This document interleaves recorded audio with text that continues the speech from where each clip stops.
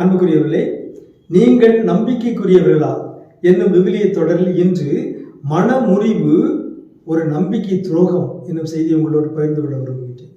இன்றைய நாட்களில் திருமணம் செய்து மனமுறிவு டிவோர்ஸ் செய்பவர்களுடைய எண்ணிக்கை பெருகிக்கொண்டே போகிறது.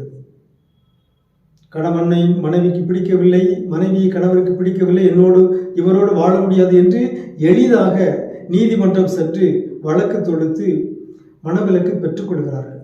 ஆனால் அது ஒரு நம்பிக்கை துரோகம் என்று இறைவார்த்தை அழைக்கிறது.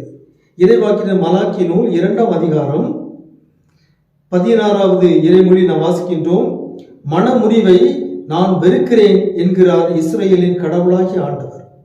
உங்களை ஒன்றாக இணைத்தவர் அவரே, வாழ்வின் ஆவியும் அவரே. அவர் நாடுவது தம் மக்களாக வாழும் குழந்தைகளை அன்றோ. ஆதலால் எவனும் தான் இளமையில் மணந்த மனைவிக்கு நம்பிக்கை துரோகம் செய்யாதிருப்பதில் கவனமாய் இருப்பானாக.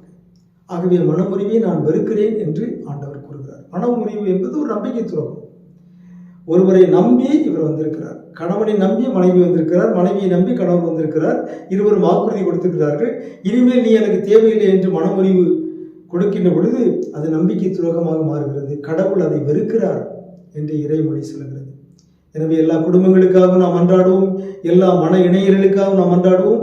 அவர்கள் ஒருவருக்கொருவர் என்றும் நம்பிக்கைக்குள்ள வாழ கடவுள் அருள் தருவாராக. உங்களுக்கு அமைதி உரித்தாக. I believe in God our Father, I believe in Christ the Son.